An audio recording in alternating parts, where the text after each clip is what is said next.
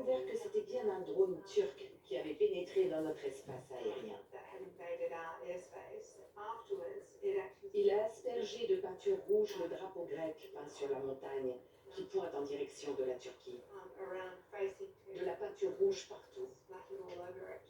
C'était une provocation honteuse et infâme. Peu importe qui a fait ça. Ça a vraiment mis les Grecs en rose. C'était carrément offensif de faire venir ce drone de Turquie. Ce qu'ils ont fait était franchement scandaleux. Cet incident a effrayé tout le monde, habitants, militaires et gardes-côtes. Le drone venait de Kaş, la ville située en face. C'est tout ce qu'on sait. Toutes les enquêtes ont été infructueuses.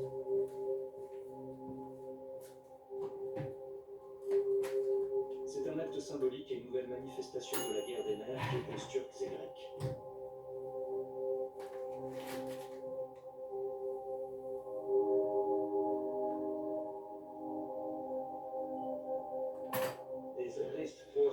Il y a au moins 4 à 5 000 soldats qui se relayent régulièrement.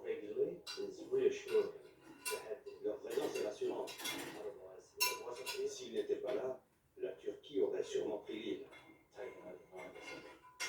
Elle aurait envoyé la marine en pleine nuit, neutralisé la police et hissé son drapeau.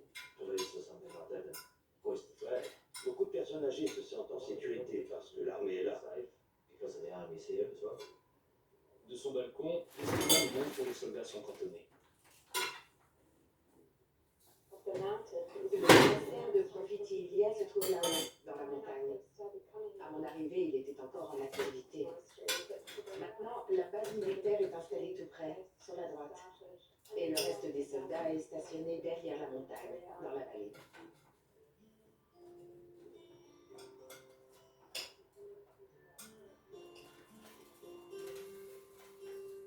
Destina est passionnée de cuisine. En Australie, elle gagnait sa vie en proposant des spécialités grecques.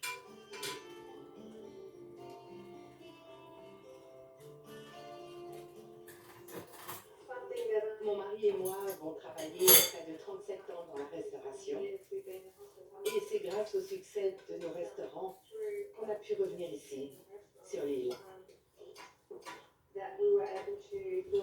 L'Australie, c'est très loin et ça n'a pas été facile. Avec tous nos établissements, on a fait la promotion de Castellorizo. L'un d'eux s'appelait Boucla, Rochette, et il y en a une justement sur mon tablier. Un autre s'appelait Lady of Raw, en hommage à Kira Tisro, une femme qui a hissé le drapeau grec ici pendant la guerre. Elle a refusé de partir parce qu'on est tout près de la Turquie et qu'elle voulait bien faire comprendre aux Turcs qu'ici, c'était la Grèce. Elle est devenue une héroïne.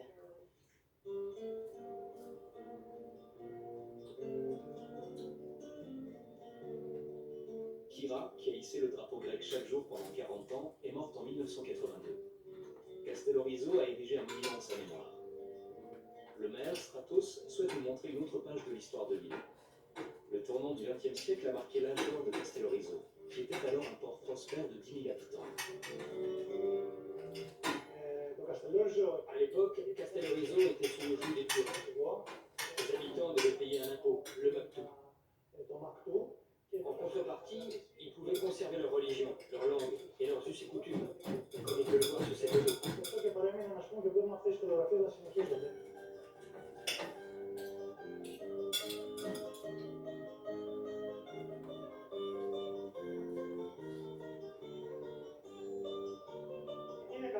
Les Ottomans n'ont donc pas exercé une grande influence sur la population de l'île. Seule la mosquée, qui est aujourd'hui un musée des traditions populaires, nous rappelle que Castellorizo a été sous domination turque par le passé. Je parle du minaret au port.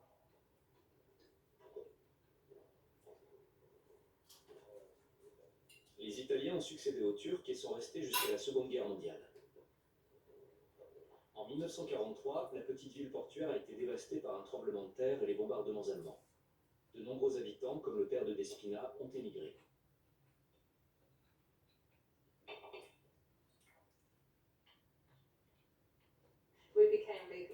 On a été rattaché à la Grèce qu'en 1947. Mon père est parti pour l'Australie en 1946. Il était réfugié et il possédait un passeport italien parce qu'il est né en 1925 sous l'ère mussolinienne. Il n'a jamais eu de passeport grec. Il aurait pu en avoir un, mais il n'a jamais fait la démarche. Moi j'en ai un. Je suis devenue officiellement citoyenne grecque il y a environ 5 ans.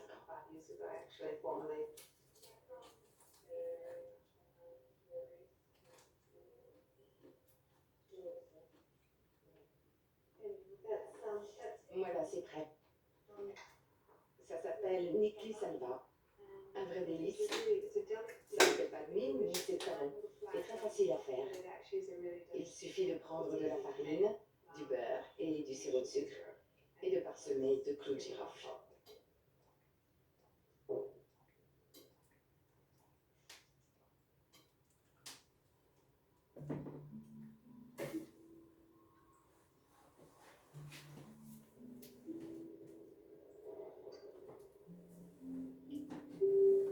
Pendant 40 ans, Nikitas a été gardien de phare sur une île rocailleuse, non loin du port. Aujourd'hui, il est à la retraite. Comme beaucoup d'insulaires, la pêche est son passe-temps.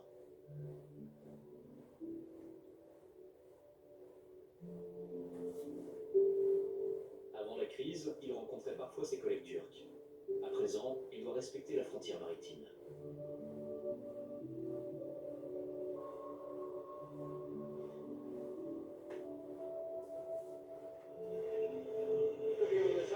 En général, on va jusqu'aux petites îles rocheuses turques là-bas. En face, c'est le territoire turc. Si on trace une ligne de l'île de Strongili à Ayos Stefanos, ça correspond approximativement à la frontière. Voilà comment on se repère.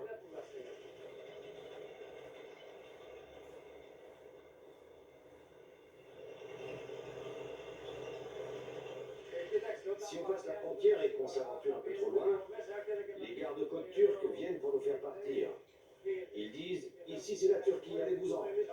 Dès qu'on les voit de loin, on fait demi-tour pour ne pas les provoquer.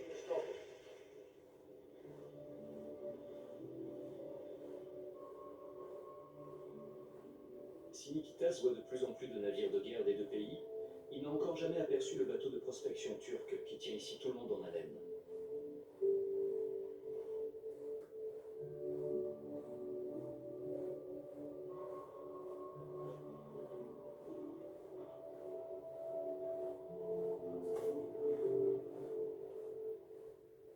Des provocations, il y en a toujours eu.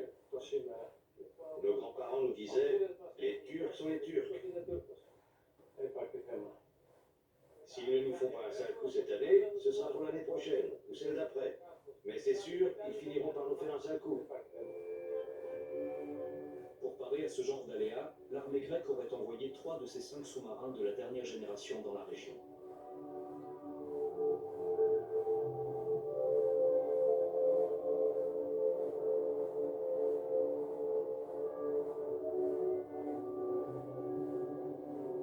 Comme presque tout le monde ici, Irini vit du tourisme. Normalement, une armada de yachts et de bateaux d'excursion turcs est amarrée devant sa taverne. L'été, en 3 mois de travail, elle gagne assez pour tenir le reste de l'année.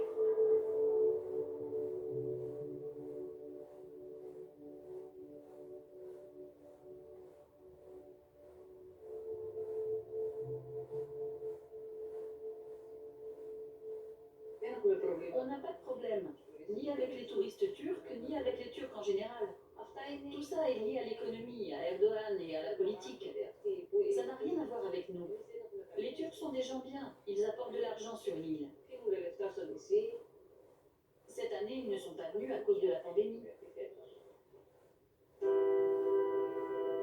La crise a fait fuir les autres touristes européens.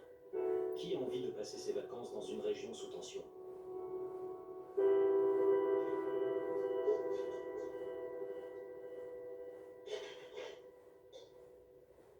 En revanche, les équipes de télévision affluent depuis que le conflit gazier s'envenime.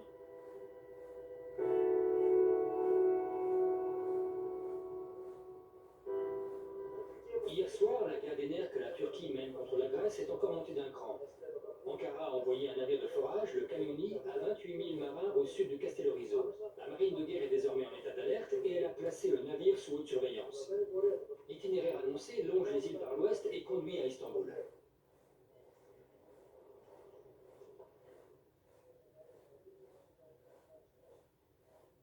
Ça fait longtemps qu'Erdogan se comporte de cette manière. Les gens ont peur, bien sûr. Il n'arrête pas de nous intimider et de crier. Mais au bout du compte, il n'a jamais mis ses menaces à exécution. Il a toujours voulu prendre notre île. Mais Castellorizo est grec et le restera. Malgré tout, nombre d'habitants suivent les informations à la télévision. Plusieurs fois par jour, les chaînes grecques parlent de l'île et de la crise.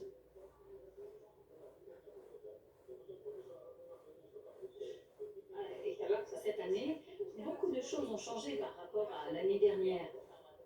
Tous les hommes politiques sont venus nous voir à cause de la crise. Mais nous, les habitants de Castellorizo, on ne cède pas à la panique. Qu'est-ce qu'on peut bien faire? Partir d'ici? Non, on reste. Quoi qu'il arrive, on ne quittera jamais notre île.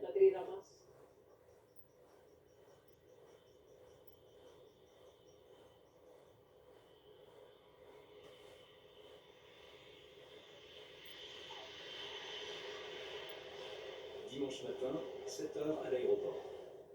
Une fois encore, on attend des visiteurs de marque d'Athènes. C'est un jour important pour le maire. Une délégation de la Fédération des médecins grecs veut aider à améliorer les services de soins sur l'île.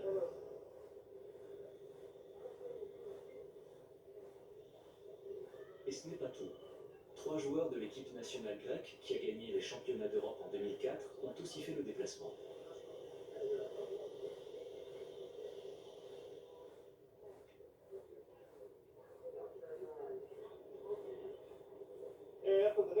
Dix médecins sont venus pour discuter avec nous des problèmes auxquels nos services médicaux sont confrontés et voir ce qu'on peut faire.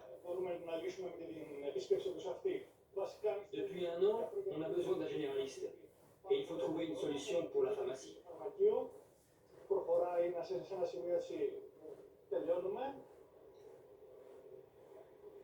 Le président de la Fédération des médecins laisse clairement entendre que la santé des habitants n'est pas le seul objet de cette visite.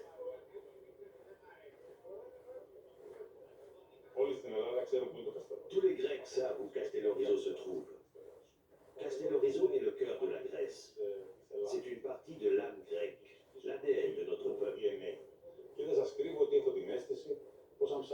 On retrouve le même ADN côté turc.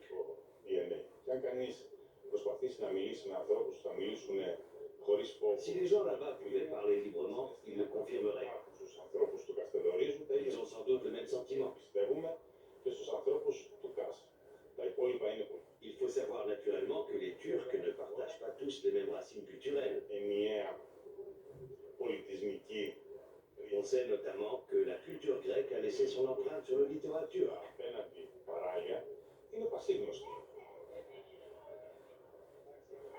L'après-midi, tous les insulaires sont rassemblés.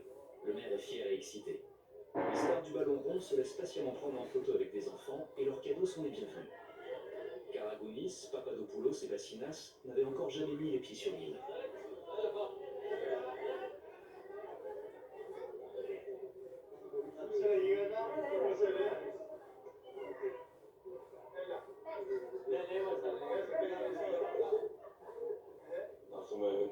Cette visite était prévue depuis un certain temps.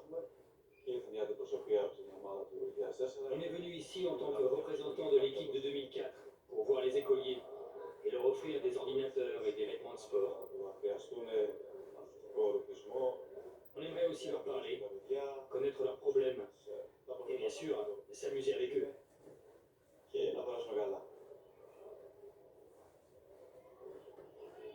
Pour Stratos, cette journée est un franc succès.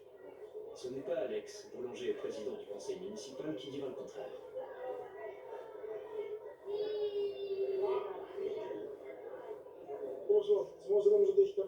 Cette visite remonte le moral des habitants. C'est clair que ça fait du bien de voir nos héros de l'enfance sur l'île. Puis arrive le grand moment pour tous les fans de football. Un match avec les champions de l'Euro 2004.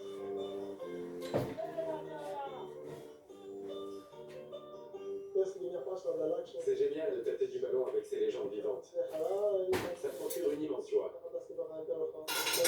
Le sport n'a pas de frontières. Il n'a rien à voir avec la couleur de peau ou la race. Le sport est universel et plus fort que tout. Même si cette rencontre a lieu en pleine crise politique, le foot est au-dessus de tout.